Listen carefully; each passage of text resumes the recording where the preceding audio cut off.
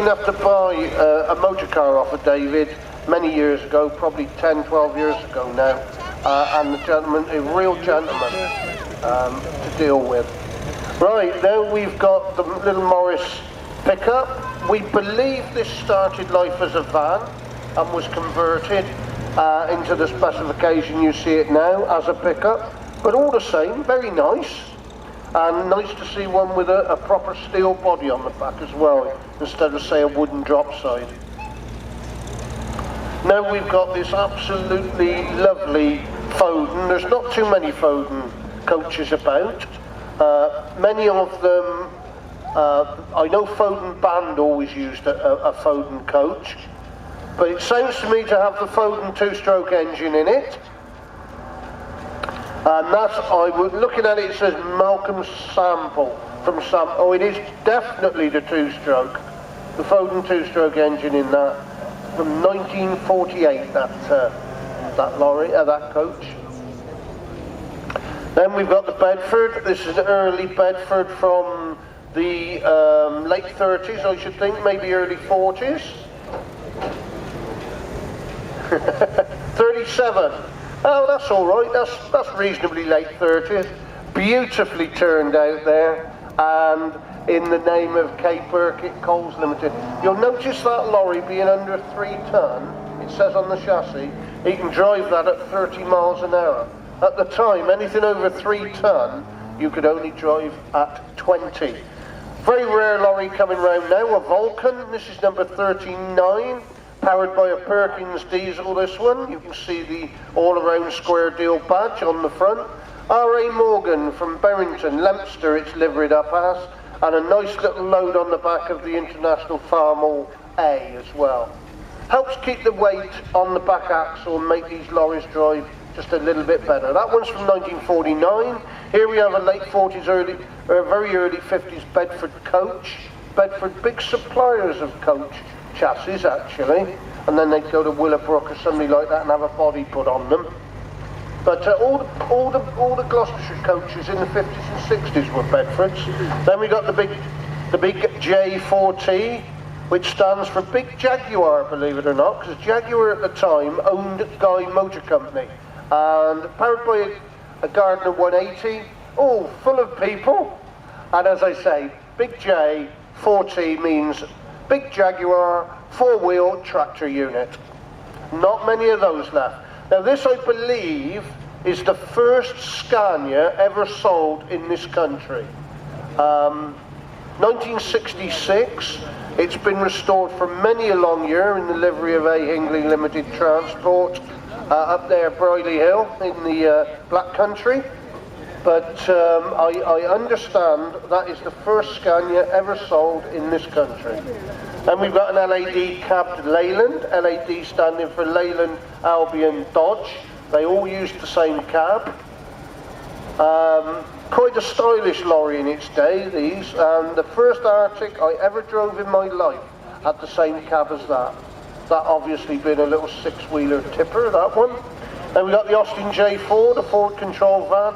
Very, very late one, this one. He's from about 72, 73. J4 van, so that's about the last of them.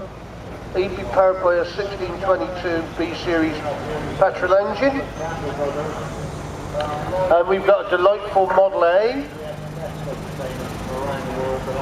from the late 20s, I would think. This is owned by Terry Dutton, building contractor, and it's nice to see all the kit in the back laid out and that. Delightful, and a nice trailer as well on behind. Very nicely presented. Then we've got the Scammell Mechanical Horse in the livery of Southern Railway. This is a 3-ton one, powered by Scammell's own little side valve petrol engine. Again, 20 mile an hour it says on the back of that one. He may give you a demonstration in a minute of how versatile that vehicle is. Then we've got the gentleman with all the Jowerts. I'll just put it, he's got virtually every model of every Jowert ever made, this man. Brings them here on a big car transport and brings a different run round every day. This is a little drop side pickup. This is a Bradford van or Bradford pickup. made by Jowett. Up there in Bradford, obviously. Then we've got the wartime Bedford. This is an OXL from 1944. You can see the war-type front on it, and it's got a Scammell type coupling, obviously little Arctic. And looking at the tin work on it, I would think it had a petrol tanker behind it at one time. And then we've got the beautiful KV RFs. I really love those lorries. Gardner powered, 8-wheeler, beautifully turned out. And that would be the lorry that would do all the heavyweight loads in the 50s and 60s before Arctics really came on stream.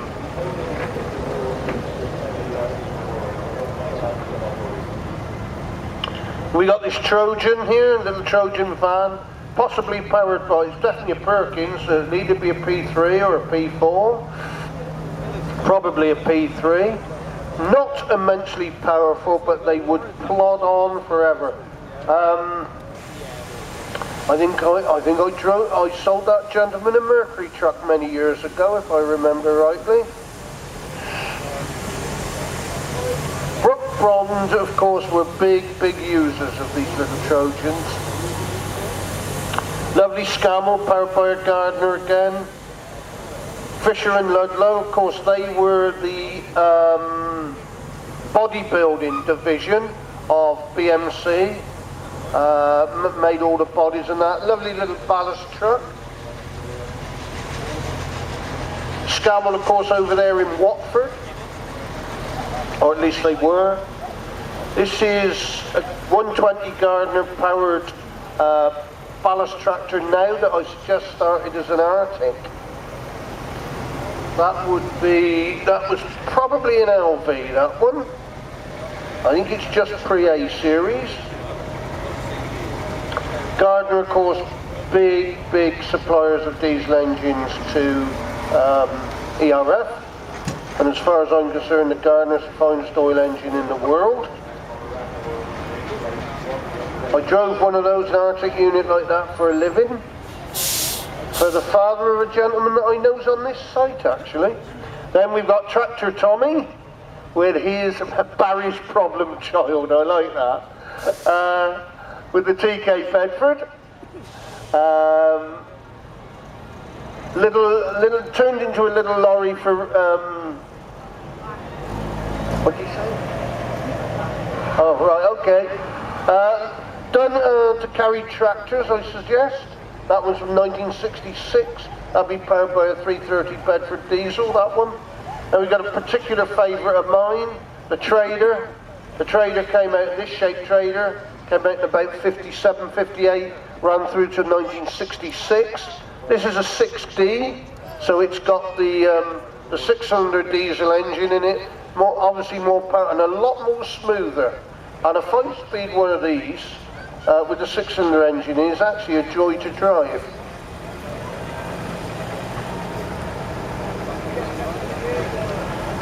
AEC from Southall in London. This is a Mammoth Major, 6-wheeler. AEC's own 7.7 diesel, I would suggest, powering that one. Nice to see the sort of dummy load on the back, which doubles up, I would think, as living quarters as well. You notice again the 20-mile-an-hour badge on the back of that, but that's what they were limited to at the time. Quite an unusual Arctic unit coming round now, still powered by a Gardner, which is always good to see. That would be a top weight Arctic at its time with a 180. 1969, that one. In the livery of John Norman up there at Home Lacey in Hereford. Again, absolutely beautifully turned out with the crane throw-off trailer and an early ERF. Remember, ERF started with the chassis number 62, I think it was. Edwin Robert Foden's age at the time of ERF starting. But that's an early one, that's definitely 40s, maybe even slightly earlier. ERF lorry. Then we've got this coach coming round, which is a Commer. Unusual body style on this one. I would think it's probably and I'm guessing now something like a Willowbrook, because it's quite sort of purposeful looking body then. It's done in GPO, Post Office and Cable Wireless Services. It makes you wonder what the General Post Office would have used the coach for. Perhaps carrying workers around. Following on from that, we've got a Eastern Counties bodied, I would think, Bristol, National Welsh Omnibus Services. Little short one that was designed specially, and I think they may be a little bit narrower than most as well, especially designed for popping up and down the Welsh mountains, the heads of the valley, and all up in the valleys of Wales and that. It was again a case of something being built specifically to do a job, and that one's from about 1980 or thereabouts. The big Dodge 500, the 70s Dodge, that it was their top weight at the time, with that would be a Perkins V8 in that one, I would suggest, from 1972. I drove one of those myself at one time. Then we've got something a little bit different from 1968. This is a KM Bedford. Slightly more power, carries slightly more weight than the TK. Where a TK sort of finished normally at about 12 tons, these four-wheelers would go up to 17, 18 ton gross. Lovely little 400E Thames pickup. Now these little pickups certainly did rust a little bit, it has to be said. So to see one done and brought out in this condition is very nice to see.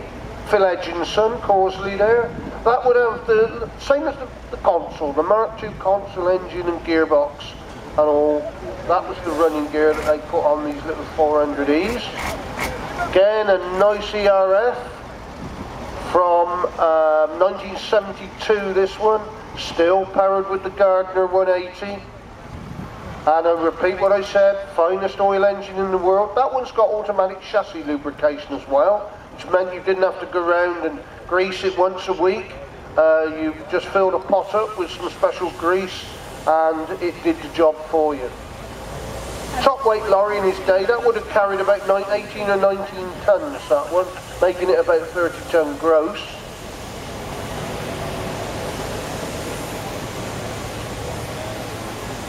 Coming on from that, we've got a friend of mine, Ken Faithful, with his Gardner 180 powered B series. Now this is and the lovely Sandra, of course. This is so early in production of the B series, when they check the chassis number actually relates to being an A series. So whether this one was actually a prototype or whatever, we don't know, but it is probably one of the earliest known B series ERFs. And we've got an F16 Volvo, immensely powerful, these lorries. This one's from about 1998. Beautifully turned out, stainless steel bumpers and the likes.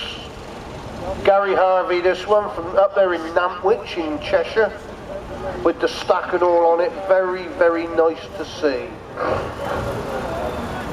There you go.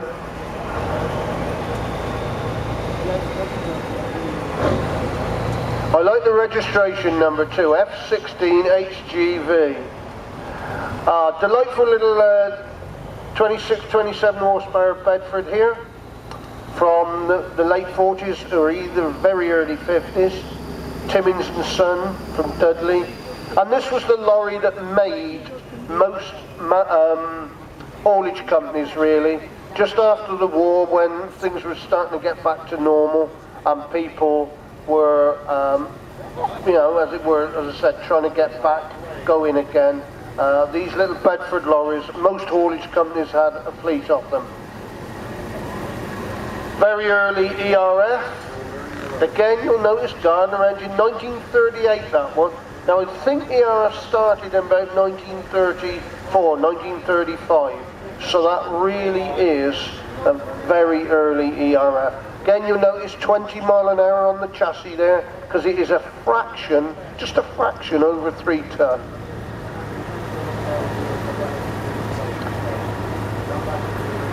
The original ERF, the first one they ever made, still in existence. It's in Gardner diesel engine colours, I believe, but that is the very first ERF, and it still exists. This is about a 1968 Scania Vabis. 67, thank you. We saw the very early one, the first one we believe that was ever sold in this country, and this one, in fairness, can't be too far behind it. Then in the livery of it, W. Bird, MS Bird, G.A. Levitt and D.W. Levitt, I would imagine, jointly own that vehicle.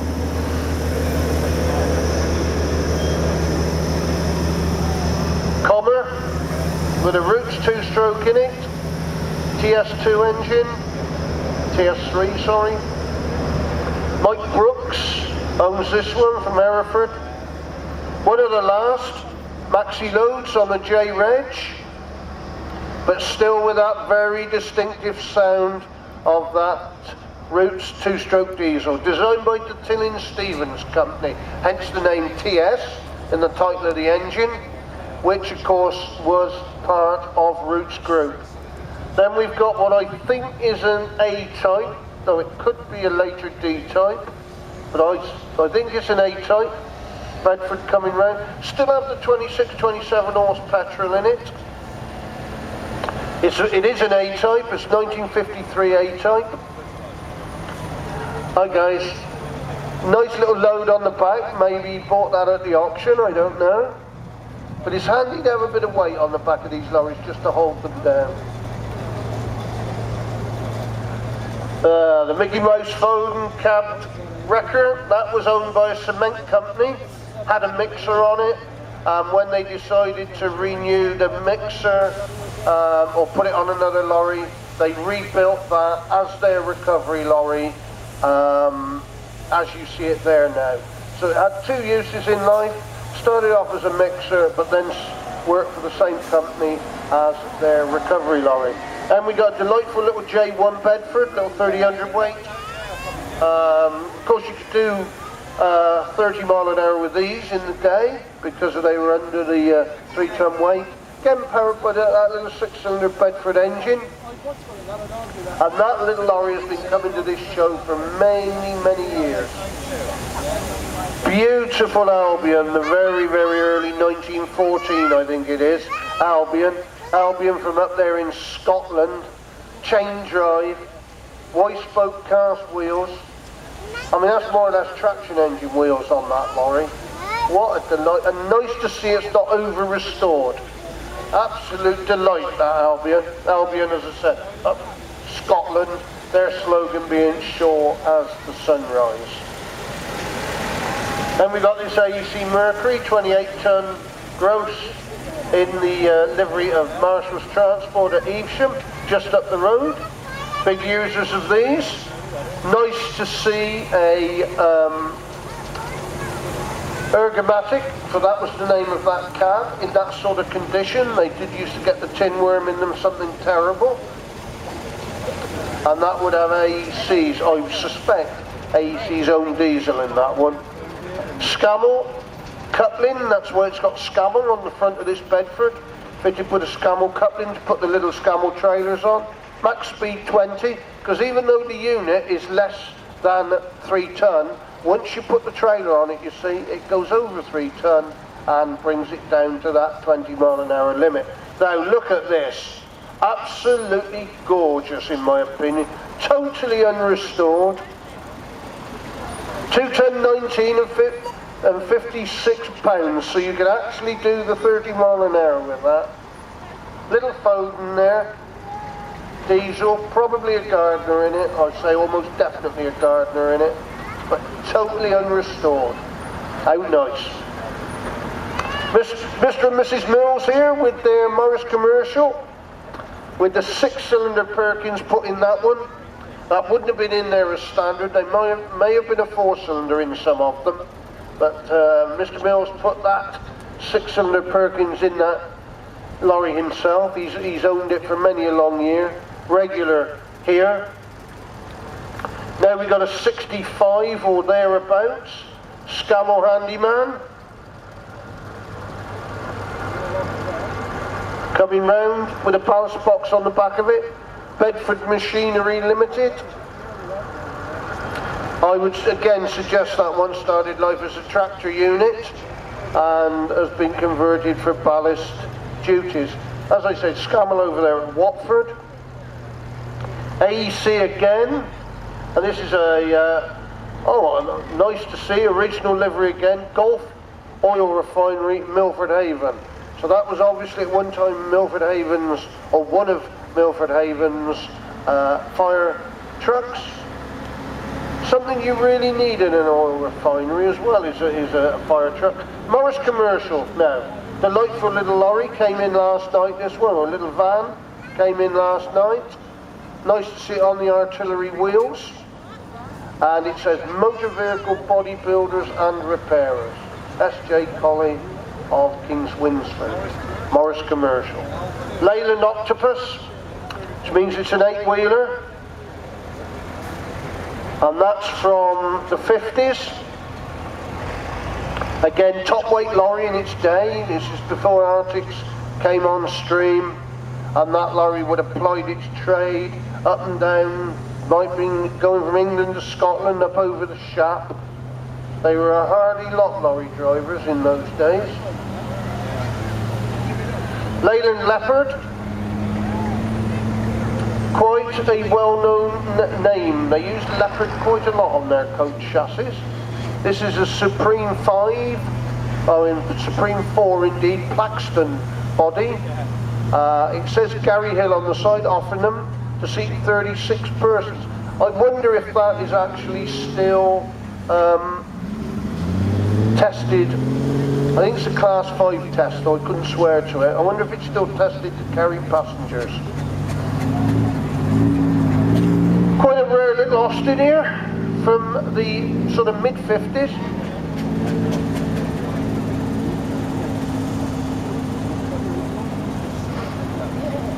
Nice to see the BMC Drivers Club badge on the front of that. Popular little lorry in its day. That would have depending on whether it's a petrol or a diesel. If it's a petrol, that would have a 4-litre, yeah it is, 4-litre petrol in that then. Same engine as they put in the big Princess cars and various other things. And they ran with that big 4-litre petrol right the way through to the end of the 60s in some of the FG lorries.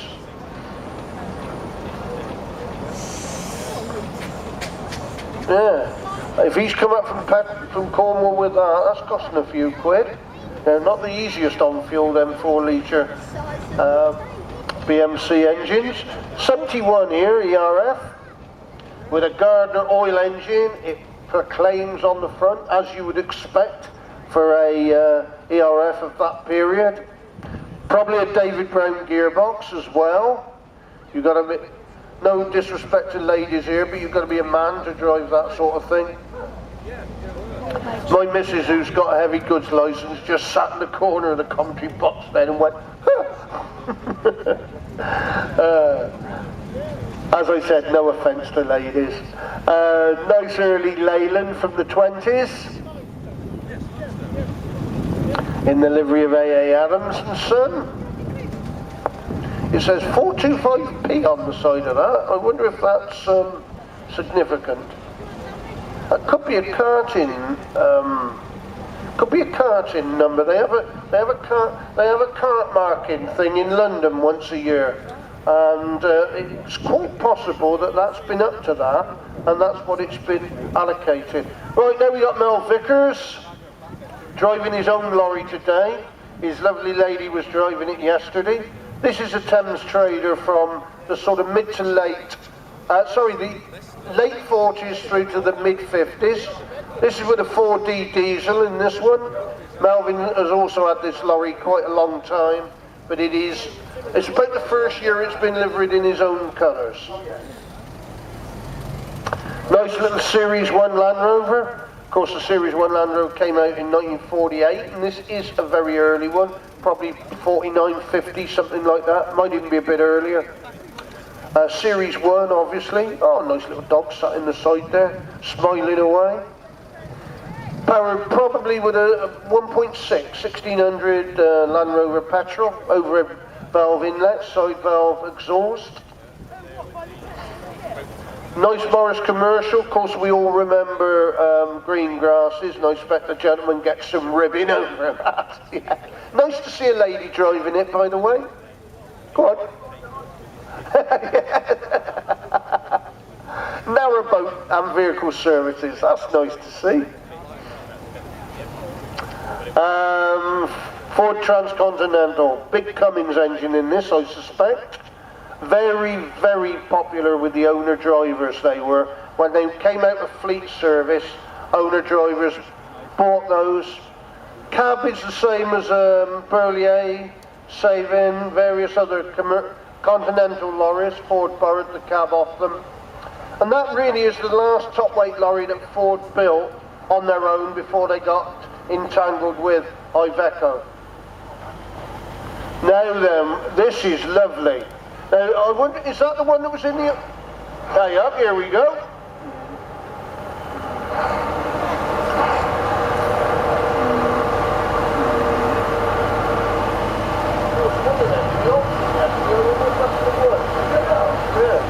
There was one of these in the auction yesterday. I'm just wondering if that's the one. You see there, you got under ram tipping. Very, very quick.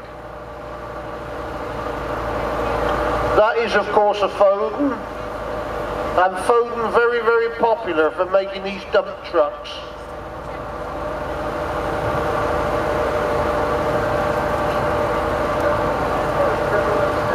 Yeah, triple extending rams there. And as I said, Foden very, very popular for making these dump trucks.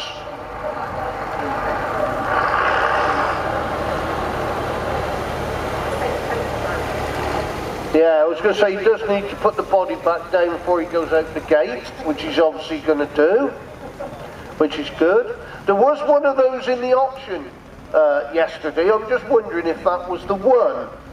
I don't know, but so I didn't get to the auction because I was here doing this job. But there definitely was one.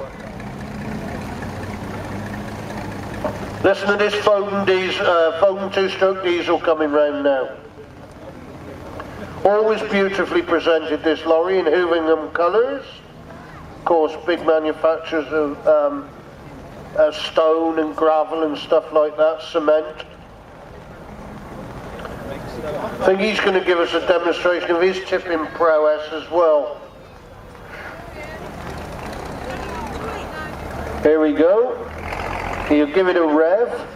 Oh, he's not going to tip it, but he's going to...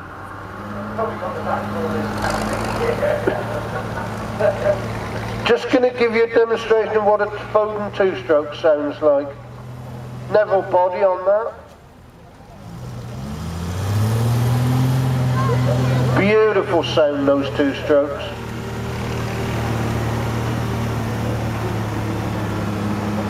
Slightly earlier one coming round now from the late 50s.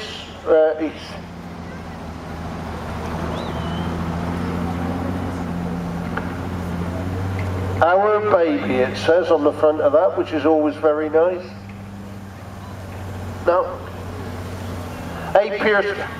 Pearson's and Sons, Hawkesbury Garage. Speed 30 mile an hour, and that. So that was definitely on the road being used in the early 60s, which is when they went from making lorries do 20 to 30. And then slightly later in the 60s they went to 40, and they've kept that ever since. And Midnight Prowler, what a name for a lorry. This is a slightly earlier again, Foden, Pearson's again from Coventry, fitted with the Gardner diesel, speed 20 mile an hour, and she's 7.5 ton exactly unladen, that lorry.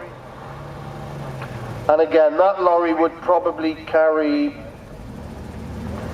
it was a bit harder on weights, and they didn't carry, I expect that one carried 15, 16 ton, that one, on his back. Capable of carrying an awful lot more, I hasten to add, but of course the government had different ideas.